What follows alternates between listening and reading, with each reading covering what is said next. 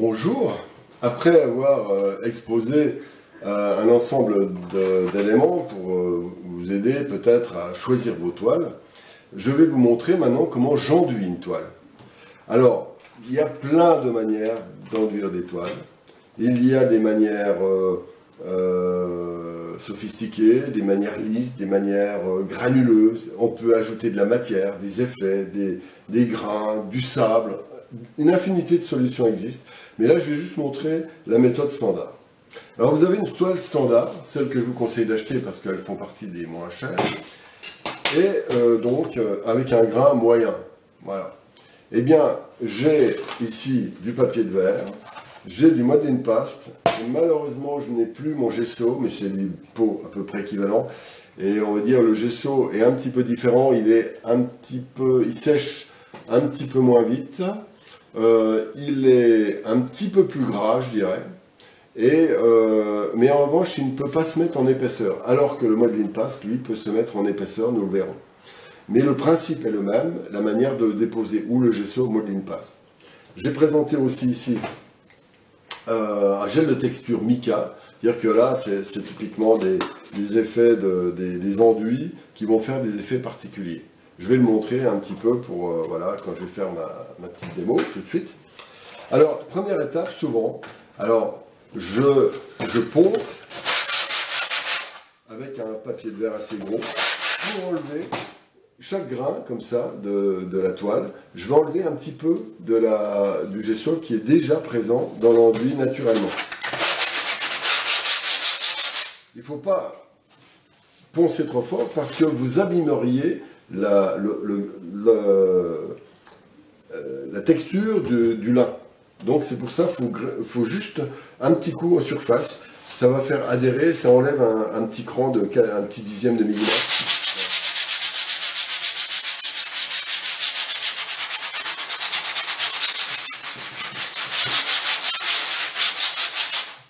Alors, maintenant, j'ai de l'eau avec le... Voilà. Et je prends donc... il y a plusieurs manières pour mettre le modeling paste ou le gesso. Alors, je puise dedans. Bon, j'ai déjà remué, hein, donc voilà, je remets encore un petit peu. Donc, c'est une pâte, une crème assez épaisse. Je la pose dessus. Et moi, j'aime bien faire comme ça pour éviter... Je mets un peu d'eau après avec ça, jusqu'à ce qu'elle soit de la bonne texture. Voilà. Alors là, j'en mets beaucoup, et je pourrais utiliser ça, vous voyez, pour faire des effets de matière, déjà avec le pinceau. Vous voyez. Donc la toile standard n'est qu'un aspect particulier, qui peut d'ailleurs correspondre à des gens qui ont envie de peindre de cette manière, mais en général, il faut toujours enduire ces toiles pour que l'enduit corresponde exactement à ce que vous voulez. Il faut chercher, vous ne savez pas exactement. Alors là, par exemple, vous verrez sans doute mal, mais là j'ai mis un grain, des petits traits, donc voilà, par exemple, pour faire, c'est une manière de mettre l'enduit.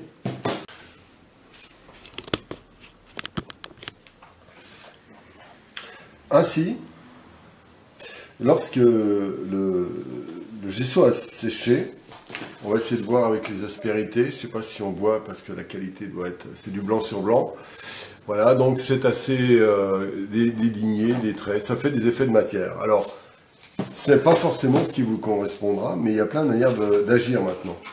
Maintenant, on peut poncer. Alors, si ça ne s'en va pas assez avec le ponçage, on met un petit peu d'eau. Pas beaucoup, hein, faut pas exagérer. Et en ponçant,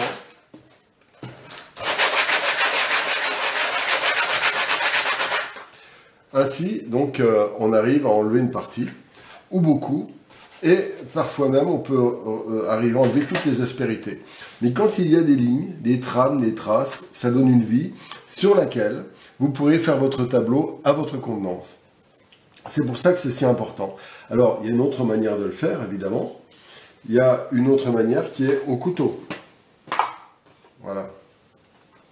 Alors là, je mets du modeling paste. Voilà. Je le mets en épaisseur. Alors, je ne sais pas si on voit bien. Voilà, donc... Je vais le faire tout près de la caméra pour que vous voyez mieux, avec si possible avec des effets de lumière. Voilà, comme ça. Donc, on peut poser la peinture, le modeling paste. On peut faire des loupes comme ça. Voilà. On peut écraser fortement.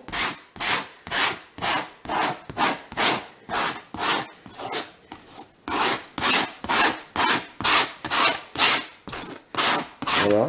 Alors là, j'en mets partout. Comme ça. Voilà. Et donc, ça fait toujours des trames. Alors, si on a envie de l'enlever complètement, voilà, donc j'en mets partout.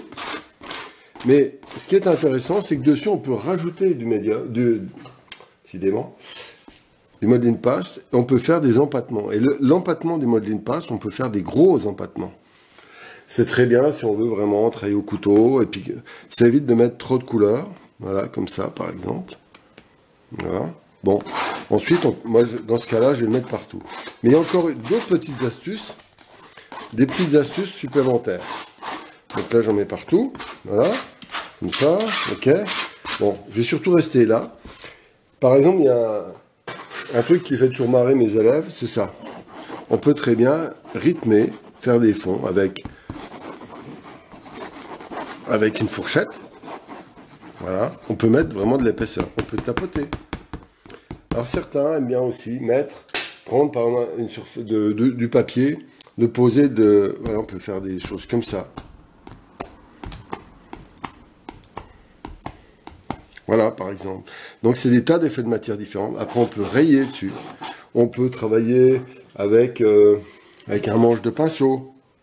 Hein, par exemple, on peut très bien s'amuser à rythmer voilà, un fond de manière aléatoire. Ça, c'est une sorte d'effet de matière qu'on met sur le fond, sur lequel, quand vous mettrez la peinture ensuite, ça fera des effets très intéressants. Voilà. Alors bien sûr, on ne peut pas utiliser tout. Il faut être mesuré. Hein.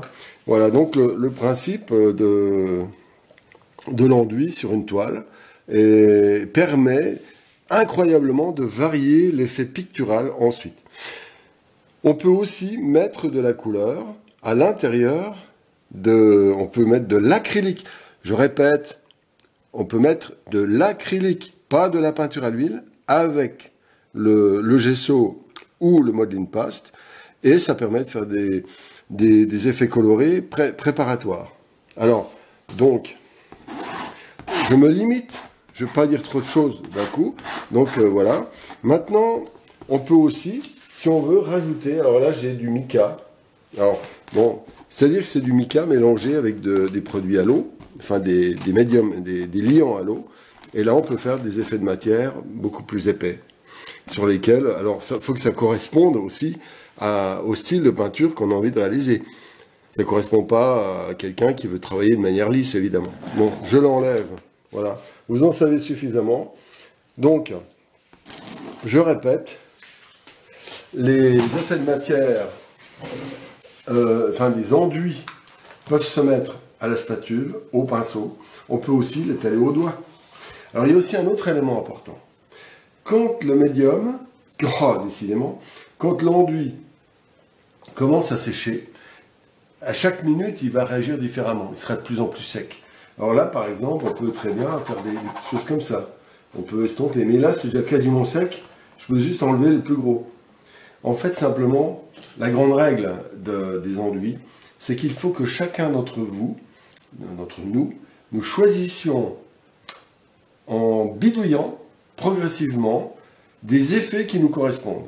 Alors, ce que je viens de vous montrer, soit au pinceau en faisant des trames, en estompant ensuite avec le papier de verre, en mettant des grosses épaisseurs, en les faisant cloquer un petit peu en surface comme je viens de montrer tout de suite, ou alors au contraire en rajoutant beaucoup et qu'on travaille avec un outil qui donne des effets particuliers. J'ai parlé d'une fourchette, mais ça peut être des fourchettes à dents, une cuillère, n'importe quoi.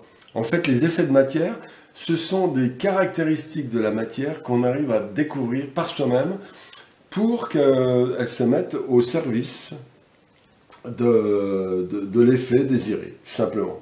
Il y a une grande liberté, mais il faut être quand même assez méthodique. Alors le principe, c'est toujours donc de l'eau, hein, ça se mélange avec de l'eau. On peut y ajouter de la peinture à l'eau, alors ça peut être un peu de l'aquarelle ou de l'acrylique. Et puis, on peut travailler à la spatule, à la fourchette, au doigt, etc. On peut faire une infinité de variantes. Mais ce que je voulais vous montrer aujourd'hui, c'est l'esprit du bidouillage avec lequel vous cherchez votre effet de support. Mais les conséquences sont considérables parce que grâce à ça, vous donnerez déjà d'office une personnalité à votre travail. Voilà. Si vous ne le faites pas, vous aurez la toile du fournisseur et qui fait un effet standard qu'on voit dans toutes les expositions parce que peu de personnes font ça. Voilà. Bon, bah c'était juste pour les enduits. Je ferai aussi d'autres présentations pour les effets de matière avec la couleur, les projections, les taches, les griffures, les empattements, les projetés au gesso ou au mode d'une passe, etc., etc. Mais je ferai la vidéo suivante. Je ne fais pas de grandes vidéos. Voilà, vous pouvez vous abonner à la chaîne. Voilà, je fais toute une série sur la peinture à l'huile. Bon travail. Alors une dernière chose pour les enduits. Et j'ai oublié de parler de la méthode la plus classique, c'est-à-dire on met l'enduit comme au pinceau, donc comme on mettrait de la peinture.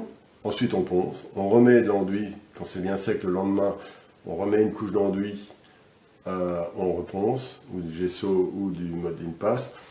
On refait ça 3, 4, 5, 6 fois, jusqu'à ce que ce soit lisse, par exemple, si vous voulez que ce soit lisse. C'est une technique de base, mais il faut attendre une journée entre chaque couche, a priori.